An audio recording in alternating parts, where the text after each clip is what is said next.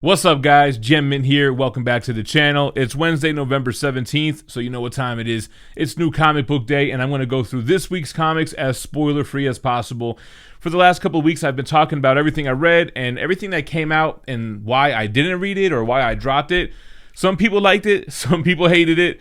I'm just going to drop that all together. So basically, I'm just going to give you the books that I read, and if a title's not interesting to me or I don't like it for whatever reason, I'm just not going to read it.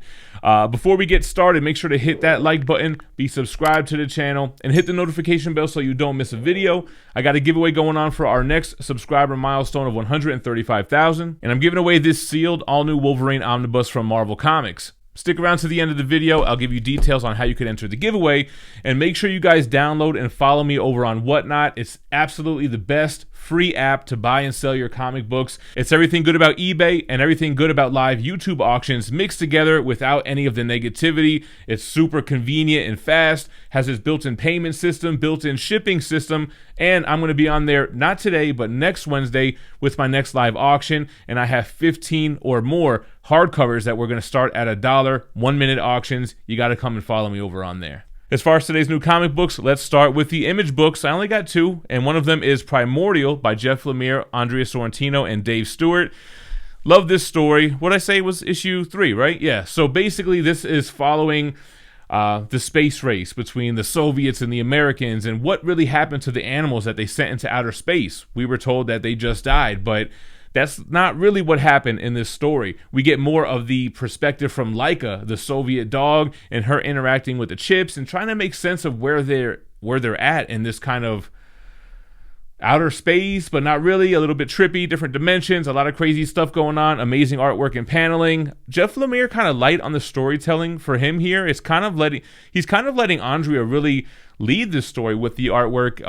I'm sure he's coming up with a lot of these ideas and what the actual plot is. It's a great series so far, very fast reads. I'm digging the story. And then we got King Spawn issue 2. This one's by Sean Lewis and Javier Fernandez. Like I said in my top 10 ongoing series comics video that I just released recently, Spawn's one of the hottest things now in comics. I mean, you got Gunslinger, the regular title, and you have King Spawn setting up other Spawn things within this very book. Very dark, amazing artwork, and dealing with the aftermath from issue 1. Basically, Billy Kincaid has this kid semi-hostage trying to make Spawn the King Spawn, the one that will rule over them all. So that's where we pick up here. I love this new character that gets introduced into this book. I guess you can call this a key issue. My spec people out there. Kind of the right hand of Mother Nature, if you will. It reminds me of Moon Knight, how Moon Knight is the fist of Khonshu. Moon Knight's on the brain. It's coming up later on this list. King Spawn, super dope. All right, now moving on to Marvel Comics, we have Amazing Spider-Man 78-point Bay, I guess for Beyond Corporation, by McKay, Carlini, and Blee. This takes everything that I liked out of the current ongoing Spider-Man and just rips that out of the pages and gives me all the stuff that I didn't like. I didn't like any of this stuff with Misty Knight. I forget who the other character is. It's all surrounded by them. Spider-Man is basically thrown into the first panel of the first page so they can tie this into a Spider-Man book. It doesn't have anything to do with Spider-Man. It's terrible. I hate the Beyond Corporation. I'm not interested in these characters.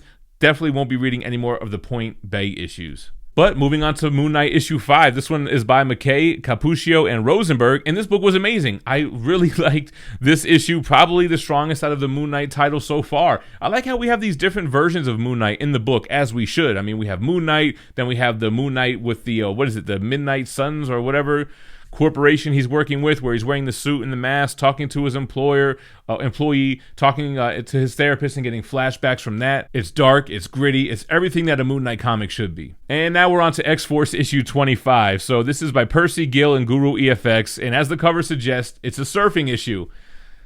It was all right, man. I don't know. I kind of dug it. It gave me flashbacks of the X-Men Sports Illustrated issue from back in the 90s. Wolverine getting forged to make him an adamantium razor-sharp surfboard for some reason, surfing the deadly mutant cove on Krakoa and encountering some, I guess, humans or mutants, or there was something up, but there was a twist there somewhere. But what are we doing with this X-Force title, man? So ready for them to move on to something else. Long gone are the days of like Uncanny X-Force and stuff, man. Like, what are we doing? Then we're on to Kang the Conqueror, issue 4 by Kelly, Lanzing, Manko, and Grutengern. Love this series, love this issue. I love them playing with like Moon Knight and this love interest that he's seemingly encountering throughout time, from the past to his present to the future. I like how that's tying in there, and then flashing back to the warning that the original Kang, or Kang Prime, gave him when he tapped young Kang, and it seems like history is going to repeat itself here. Or is this Kang going to break the chain and start anew? Very interesting and deep stuff for a Kang book. Moving on to Shang-Chi issue 6. This is by Jean Lu Yang, Dyke Ruin, and Troyana Farrell. So this is the Thor issue. Every issue has been featuring a blue chip Marvel character, and it was really Shang-Chi versus the Avengers here. And it was okay. I didn't think it had any cheesy lines like it did in the Iron Man issue. The writer is really trying to make us wonder as readers, like, is Shang-Chi a good guy or not? Is he hiding stuff from the Avengers? Did he steal the Cosmic Cube? Well, it all comes to fruition here. It was a pretty good issue. I like the series so far. All right, next up we have Dark Ages issue 3 by Tom Taylor, Iban Coelho, and Brian Reber. I love this book. This one almost got my pick of the week. It's an epic storytelling. This is the Tom Taylor stuff that I signed up for, man. This big, epic in scope, post-apocalyptic, dealing with apocalypse type of situation here. And I don't really want to give out a spoiler. Let me give out a small spoiler. It's not a continuity. 3, 2, 1. Johnny Storm gets killed again. How many times is this guy gonna die in comics? Okay, no more spoilers. Love to see kind of the two factions here, like Sue with Johnny and all those guys, and then Apocalypse with Magneto and being able to generate power on this planet that has been permanently EMP'd. It's a dope story, man. Definitely digging this stuff. This is the type of stuff I sign up for. All right, then we're on to Darkhold Wasp issue 1. I've been loving these little Darkhold one-shots. They're basically like horror-inspired what-ifs. And this one tying into the Wasp and the time where Hank Pym slaps her, and that kind of ends differently in this version of this character that has looked through the Darkhold in the Alpha book, and this is the life that they're living out, or I guess what she's seeing in the Darkhold. Super gritty, horror-esque, like I said. And fun stories. All right, next up we have Legends Black Panther issue 2. This one is by, how do you pronounce? Onyebuchi, Biadsby, Galan, Alanye, and Herring. So I really did like this one. Like the cover suggests, it's like the first meeting between Black Panther and Storm. Aurora Monroe, kind of younger, meeting each other for the first time, both kind of helping this country that's in need of help, spending some time together, and I thought it was good. I like this take. I like the artwork. I thought the story flowed well. It was cool to see their first meeting, knowing that they get married later on in the Marvel Comics universe. So, cool little issue. And then lastly from Marvel, I just kind of flipped through this one a little bit. It's the Fantastic Four Anniversary Tribute. It's issue number 1, celebrating 60 years of Marvel's first family. From what I could tell, it basically retells, I think, issues 1 and 3. I didn't see issue 2, but it might be issues 1, 2, and 3, recreated, each page done by a different artist. So that's kind of cool. If you're into Fantastic Four and you would like that kind of artistic take, this might be a book you want to check out. All right, guys, moving on to DC. We're going to start with this Wonder Woman Evolution issue 1. This is an 8-part miniseries by Stephanie Phillips, Hawthorne, D. Benedetto, and Belair. I gave this one a shot. I think I'll still continue to read it. I didn't really love it. The art wasn't really my style. I don't really like how they portrayed Wonder Woman. She kind of looked like, I don't know, very like Romanesque, like her nose went straight from her forehead down. It kind of looked weird. The story was kind of about evolution, and I guess what if there are beings out there who evolved past the natural point of evolution that they should have evolved to. And then you have some nice touching stuff with Wonder Woman and Superman here, although again the art style wasn't really my taste. All right, then we have Robins. This is the beginning of a 6-issue miniseries by Tim Seeley, Rivas, and Ferraro Jr. And it's kind of what you would expect out of a Robin book. All the Robins are working together, they're on this little mission, then they're all back home having kind of a round table talking about them becoming Robins. And this is why I love Damian Wayne. He's like the only one that really deserves to be Robin, in my opinion. I mean, he is born to be Robin, as he says in here. And then there's this kind of murder mystery thing that's happening. You know, it's kind of what you would have expected out of this book. All right, guys, moving on. We have Batman issue 117. This is the last issue from James Tynion IV, Jorge Jimenez, and Maury, the finale of Fear State. I didn't really expect the finale to be so soon. I just remember that Fear State checklist being so damn long, and I guess I'm not reading a lot of those tie-ins. You're going to get great artwork from Jorge Jimenez. The story, it just ends. I mean, it has an ending. Kind of makes the whole Fear State thing feel like it was built up to be something bigger than it was, right? The ending was very anticlimactic to me, I think is a safe way to say it, although it kind of throws you for a loop of what you would what you expected it to be because of us already getting future state. So I'm not going to talk spoilers about this. It'll probably come up in our top 10 video this weekend. But yeah, that's that. Moving on to Supergirl, we have Woman of Tomorrow, issue 5 out of 8 by Tom King, Evely, and Lopez. I love this issue. I love this series. I'm surprised. Tom King, very hit or miss for me. Some stuff I think is garbage. Some stuff, I love it. I love this. I love the narration from the character that Supergirl is with. They're trying to fight or find this person throughout the cosmos who murdered the narrator's family, also killed Crypto, although I think, this is not in continuity, whatever. Banishes them billions of miles away on this planet with a green sun. So the green sun made out of kryptonite. Supergirl obviously has to weather this kind of daylight so that she can use her powers to escape. Tying it into a Superman story, I don't know if that is in continuity or if that was just made up for this story. I've never read the Superman story, but I really like the dialogue here by Supergirl. Super interesting and a fun book. Next up, from Hill House Comics, DC, Black Label, we got Refrigerator Full of Heads, issue 2, the successor or sequel to Basket Full of Heads by Rio Ewers, Tom Fowler, and Bill Crabtree.